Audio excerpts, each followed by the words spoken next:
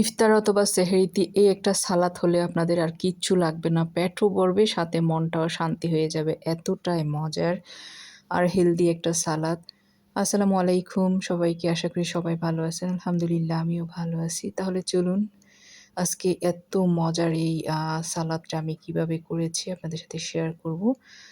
এই সালাদটা কিন্তু দেখা যায় যে ভালো, ভালো রেস্টুরেন্টে আ দেয় খাবারের সাথে সার্ভ করে। আহ ১ম এ হচ্ছে আমি এখানে নিয়েছি শসা, পাতাকপি, একটা হচ্ছে টমেটো, পেঁয়াজ আর হচ্ছে গাজর।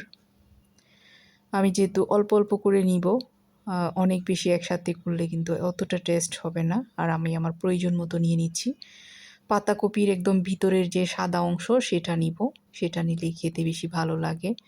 একদম কুচি, কুচি করে কেটে নিয়েছি আর একটু ভিনেগার আর একটু লবণ দিয়ে আমি পানি দিয়ে ভিজিয়ে রাখবো এটা ১০-২০ মিনিটের মতো।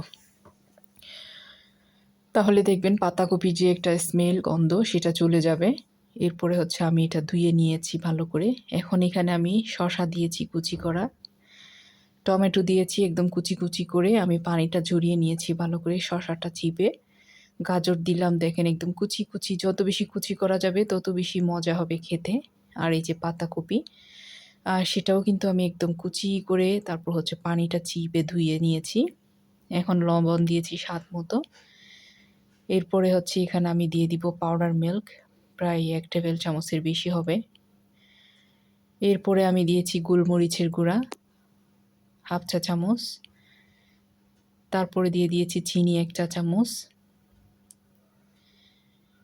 এরপরে আমি এখানে দিয়ে দিব হচ্ছে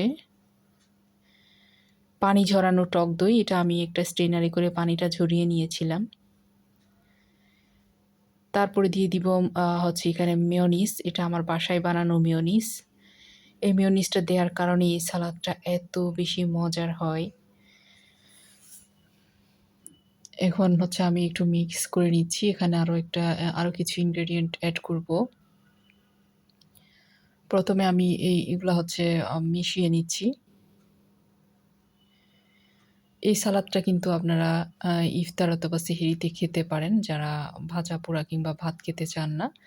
পেঁয়াজ কুচি দিয়েছি। তারপর হচ্ছে ২ টা কাঁচামরিচ এভাবে করে কুচি করে দিয়ে দিলাম। এখন জাস্ট মিক্স করার পালা। আপনারা টেস্ট করে দেখবেন, কোনো কিছু যদি কম মনে হয় তাহলে এড করে দিতে পারেন। তবে আমি যেইটুকু দিয়েছি রমজান মাসে আমি রোজা রেখেও সবকিছু পারফেক্ট ছিল। এত বেশি মজার হয়েছিল, আমার বাচ্চারা, আমার পরিবারের সবাই তো ভীষণ পছন্দ করেছে। দেখেন এটার থিকনেসটা দেখেই বোঝা যাচ্ছে এটা কতটা টেস্ট হতে পারে। আশা করি রেসিপি আপনাদের কাছে ভালো লাগবে। ভালো লাগলে লাইক, কমেন্ট করবেন। আমার চ্যানেলটাকে সাবস্ক্রাইব করে চ্যানেলের পাশে থাকবেন। পাশে থাকা বেল আইকনটা ক্লিক করে দেবেন। এই যে আমার আজকের ইফতার আয়োজন, সাথে ছিল আমার এই সালাদটা। ভাজা পোড়ার সাথে যদি এরকম একটা হেলদি সালাদ হয়, মন্দ হয় না কিন্তু খেতে ভীষণ ভালো লাগে। পাশাপাশি আমার ইফতারের টেবিলটাও একটু দেখিয়ে দিলাম আমি আজকে কী, কী ইফতারের আয়োজন করেছি। আলহামদুলিল্লাহ দেখতে, দেখতে কিন্তু রমজানটাও চলে গেল।